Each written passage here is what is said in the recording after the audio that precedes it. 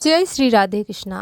प्रिय भक्तजनों, स्वागत है आप सभी का एक बार फिर से हमारी श्रीमद् भागवत कथा में। कल हमने सुना था कि नैमिष सारण में ऋषि मुनियों ने सूत जी से प्रश्न किया, कलयुग में मनुष्य का कल्याण कैसे हो सकता है। फिर सूत जी ने भगवान की भक्ति को सबसे श्रेष्ठ मार्ग बताया और बताया कि कैसे महर्षि वेदव्यास जी ने नारद जी के उपदेश से श्रीमद् भगवत गीता की रचना की। इसके बाद हमने जाना कि कैसे राजा परीक्षित को श्राप मिला और उन्होंने अपने अंतिम समय में भगवान की कथा सुनने का निर्णय लिया और अंत में सुखदेव जी का आगमन हुआ और वहीं से भागवत कथा का दिव्य आरंभ हुआ। अब आगे आज हम वहीं से कथा को आगे बढ़ाएंगे जहाँ से सुखदेव जी ने राजा परीक्षित को उपदेश देना शुरू किया था। अगर आपने कल का भाग नहीं देखा है तो पहले उसे ज़रूर देखें ताकि पूरी कथा का आनंद ले सकें। और ऐसे ही रोज़ कथा सुनने के लिए चैनल को लाइक करें, शेयर करें और सब्सक्राइब ज़रूर करें। तो आइए शुरू करते हैं आज की भागवत कथा। गंगा के पवित्र तट पर राजा परीक्षित शांत मन से बैठे थे।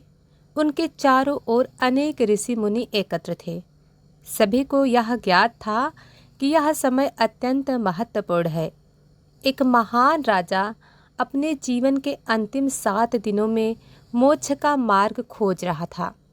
तभी दिव्य तेज से प्रकाशित सुखदेव जी वहां विराजमान हुए। उनका स्वरूप अलौकिक था। नंगे पांव, बिना किसी आडंबर के, परंतु उनके चेहरे पर अद्भुत शांति और ज्ञान की आभा थी। राजा परीक्षित ने तुरंत उठकर उन्हें प्रणाम किया और विनम्रता से कहा, हे महान ब्रह्मज्ञानी, मैं अत्यंत भाग्यशाली हूँ कि आप स्वयं यहाँ पधारे। मेरे जीवन के केवल 7 दिन शेष है। कृपया मुझे यह बताएं कि मृत्यु के समय मनुष्य को क्या करना चाहिए, उसे किसका स्मरण करना चाहिए, कौन सा मार्ग उसे मोक्ष की ओर ले जाता है। यह सुनकर वहाँ उपस्थित सभी ऋषि भी ध्यान से सुनने लगे, क्योंकि यह प्रश्न केवल राजा का नहीं बल्कि हर मनुष्य का प्रश्न था।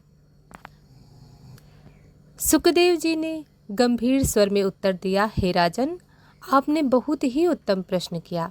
यह प्रश्न प्रत्येक जीव के कल्याण से जुड़ा हुआ है। जो मनुष्य अपने अंतिम समय में भगवान श्री हरि का स्मरण करता है वही सच्चा ज्ञानी है। उन्होंने आगे कहा, मनुष्य को केवल मृत्यु के समय ही नहीं बल्कि हर समय भगवान का स्मरण करना चाहिए, क्योंकि जीवन अनिश्चित है। मृत्यु कब आ जाए कोई नहीं जानता। सुखदेव जी ने समझाया कि यह संसार माया का जाल है। मनुष्य इसमें फंसकर अपने वास्तविक स्वरूप को भूल जाता है। वह धन, परिवार, प्रतिष्ठा के पीछे भागता है, लेकिन अंत में यह सब यहीं छूट जाता है।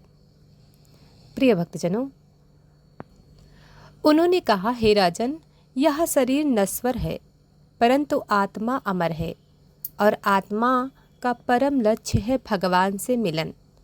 राजा परीक्षित पूरी श्रद्धा से सुन रहे थे। उन्होंने कहा, हे गुरुदेव, कृपया विस्तार से बताइए कि मैं इन 7 दिनों में क्या करूं जिससे मुझे मोक्ष प्राप्त हो सके। सुखदेव जी बोले, आप भगवान श्री कृष्ण की कथा का श्रवण करें, यही सबसे श्रेष्ठ साधन है। इसके बाद उन्होंने भगवान के स्वरूप का वर्णन शुरू कर दिया। भगवान अनंत हैं, अजन्मा हैं और वे इस सृष्टि के रचयिता, पालनकर्ता और संहार करता हैं।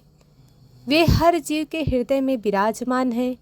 उन्होंने कहा, जो व्यक्ति भगवान की कथा सुनता है उसका मन धीरे धीरे संसार से हटकर भगवान में लगने लगता है। उसके भीतर से लोभ, क्रोध, अहंकार समाप्त होने लगते हैं। गंगा तट का वातावरण अत्यंत पवित्र हो गया। सभी लोग मंत्रमुग्ध होकर कथा सुन रहे थे। सुखदेव जी ने आगे कहा, हे राजन, अब मैं आपको सृष्टि की उत्पत्ति और भगवान की महिमा का वर्णन करूंगा, जिसे सुनकर आपके सभी संशय दूर हो जाएंगे। उन्होंने बताया कि कैसे भगवान ने इस ब्रह्मांड की रचना की, कैसे समय, प्रकृति और जीव का संबंध है। राजा परीक्षित के मन में अब कोई भय नहीं था। पहले जहाँ उन्हें मृत्यु का डर था, अब वहाँ केवल भक्ति और शांति थी। उन्होंने कहा, हे प्रभु, मैं अब समझ गया हूँ कि यह जीवन केवल भगवान की भक्ति के लिए है। सुखदेव जी ने मुस्कुराते हुए कहा, हे राजन, यही सच्चा ज्ञान है।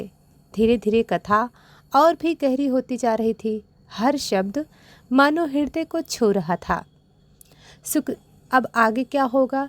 सुखदेव जी सृष्टि के रहस्यों और भगवान की लीलाओं का विस्तार से वर्णन करने वाले हैं और यहीं से कथा एक नए और अद्भुत मोड़ पर पहुंचने वाली है। दोस्तों, अगर आपको यह कथा पसंद आई हो तो वीडियो को लाइक करें और ऐसे ही रोज़ भागवत कथा सुनने के लिए चैनल को सब्सक्राइब जरूर करें। कल हम लेकर आएंगे सृष्टि की रचना और भगवान की अद्भुत लीला का वर्णन, जिसे सुनकर आप चौंक जाएंगे। जय श्री कृष्णा।